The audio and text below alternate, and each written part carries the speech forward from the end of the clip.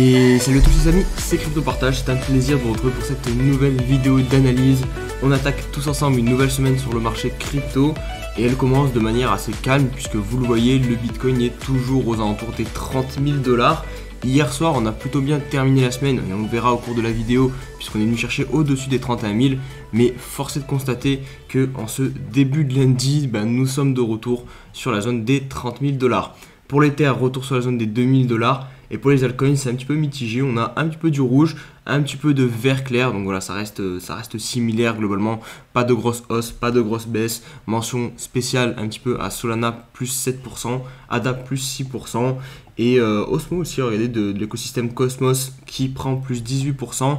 L'Atom aussi est un peu dans le vert, il me semble. Hop, voilà, ici, Atom qui est très légèrement dans le vert, plus 10%.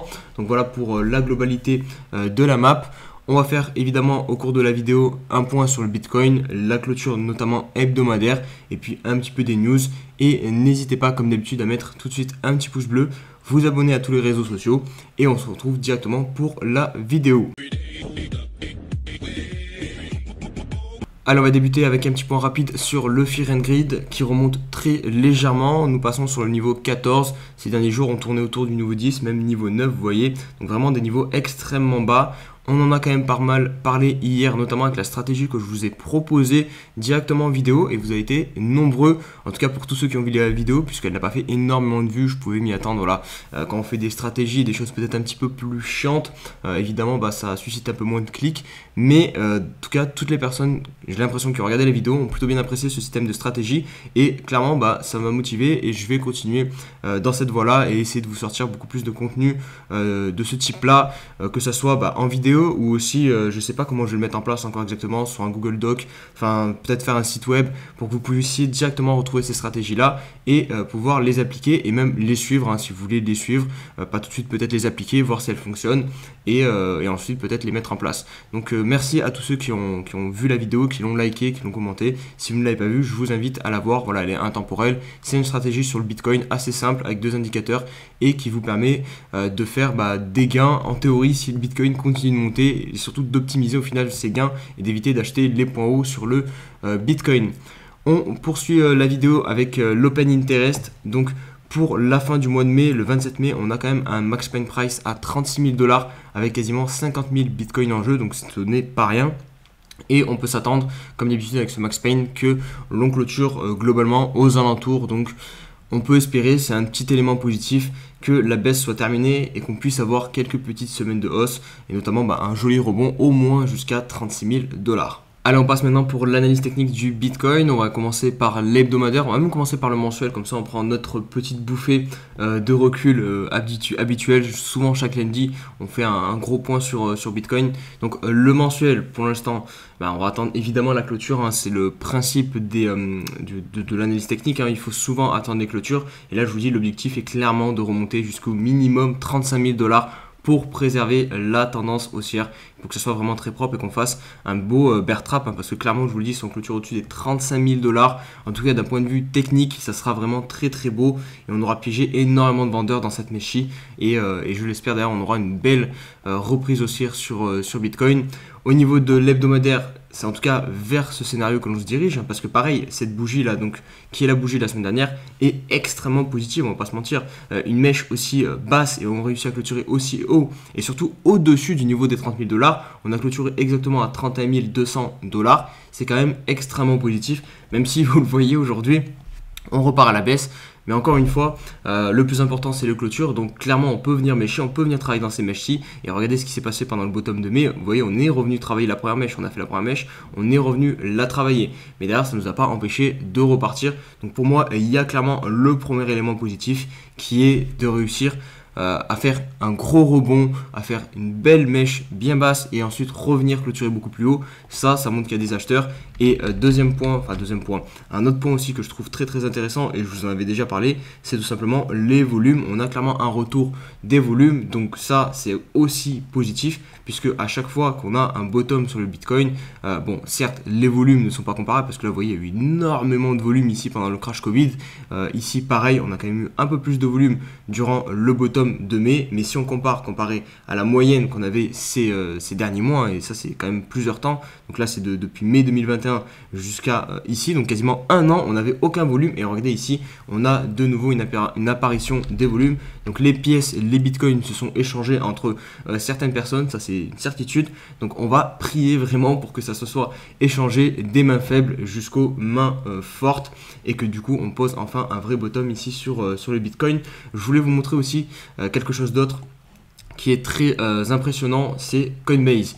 Donc Coinbase qui est un des plus gros exchanges crypto, d'ailleurs le seul coté actuellement en bourse. Alors depuis l'introduction de Coinbase qui s'est faite au top du Bitcoin, c'est plutôt un carnage sur l'action. Regardez ici, ça faisait je pense qu'aussi 7 semaines, 1, 2, 3, 4, 5, 6, non on est sur 6 semaines de baisse sur Coinbase, mais voilà, c'était une catastrophe, il n'y avait pas de volume, mais regardez l'entrée massive de volume, on a fait plus de volume sur Coinbase la semaine dernière, là parce que la semaine n'est pas encore ouverte à Wall Street sur la bourse américaine, c'est pour ça qu'on a encore cette semaine là, mais là on va avoir une nouvelle bougie pour cette semaine, mais en tout cas on a fait plus de volume sur la semaine là, qui vient de s'écouler que lors de son introduction, donc clairement il se passe quelque chose je pense au niveau du secteur crypto-monnaie, que ce soit directement sur les coins comme le Bitcoin, mais aussi, vous le voyez, au niveau des actions, des actifs plus institutionnels comme l'action Coinbase. Et du coup, clairement, pour moi, on est sur une zone d'achat moyen long terme vraiment très intéressante. Donc, je pense que c'est maintenant qu'il va falloir se positionner, voilà, il faut se mouiller au bout d'un moment. Donc clairement si vous voulez faire des achats, parce que pour moi ici il y a eu présence d'acheteurs, j'ai les signaux, là on a quand même une belle clôture hebdomadaire, donc voilà, on peut le tenter, nous sommes toujours haussiers sur le mensuel, parce que jusqu'à preuve du contraire, la bougie de mai n'est pas terminée, donc on a encore des chances de venir clôturer au-dessus. Donc voilà, on peut jouer en termes de risk-rewards, et là vraiment, vous ne pouvez très probablement pas trouver mieux.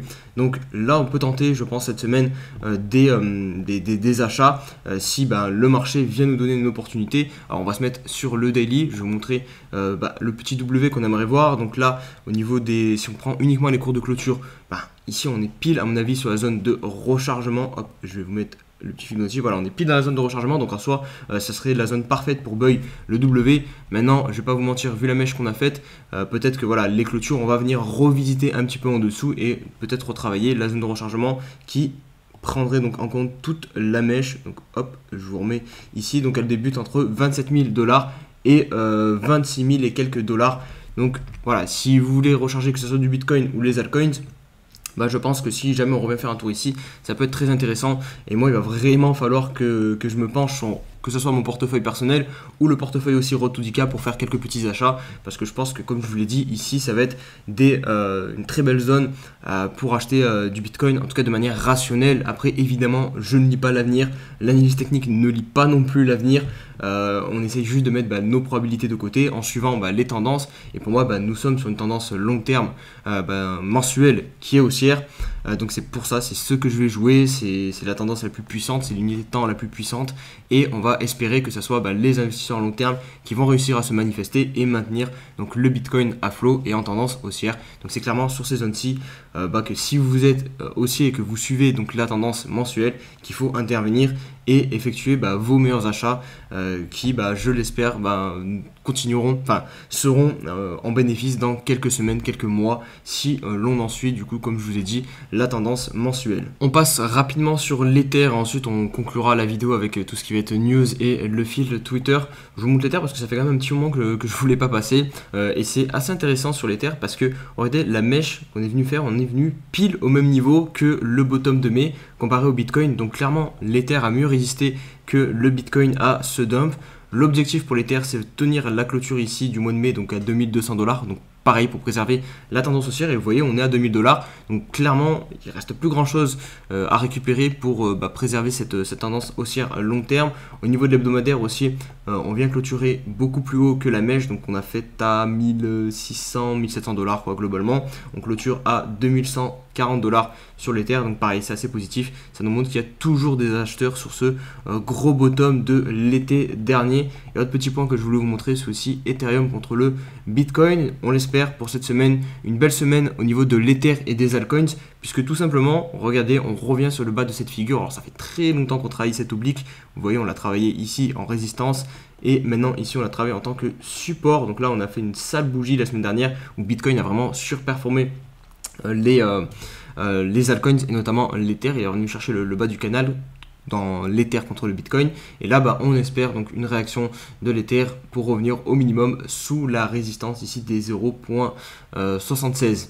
Je voulais aussi vous montrer rapidement, du coup j'y pense, regardez rapidement la Bitcoin dominance parce que je sais qu'elle est en train de potentiellement faire un breakout et c'est pas potentiellement, c'est du coup on a fait un breakout. Alors ça faisait depuis le 15 juillet 2019 que cette trend ici qui servait en tant que support et ici en tant que résistance n'avait pas été cassée, donc attention parce que vous voyez ici on l'avait en tant que support, on la casse, on a eu une grosse période baissière sur la Bitcoin dominance. Là on vient de la casser à l'inverse avec une bougie assez puissante, on va pas se mentir, c'est un espèce de maraboujou, hein, une bonne bougie bien pleine, donc attention que derrière en plus de ça on marque, on change de tendance, hein, parce que pareil je vais vous mettre les droites. Hop, vous allez bien le voir. Vous voyez ici on a une espèce de gros W ou alors une tasse séance plutôt qui se matérialise. Donc on change de tendance. Donc attention à potentiellement une reprise de la Bitcoin dominante. C'est-à-dire que les altcoins vont rester un petit peu en retrait. Soit ils vont moins bien performer que le Bitcoin si on repart à la hausse. Ou soit si on part encore à la baisse, ils vont prendre beaucoup plus cher que le Bitcoin. Donc vraiment attention à ce signal qui est donné sur la Bitcoin dominance. Ce qu'on peut espérer si on veut voir les altcoins continuer de performer, c'est tout simplement une bougie inverse, une englobante. Hop, je vous mets le petit trait rouge. Comme ça, venir clôturer ici. Et là pour le coup, ça sera extrêmement positif pour nos altcoins, puisque on fera un énorme piège, on réintègre.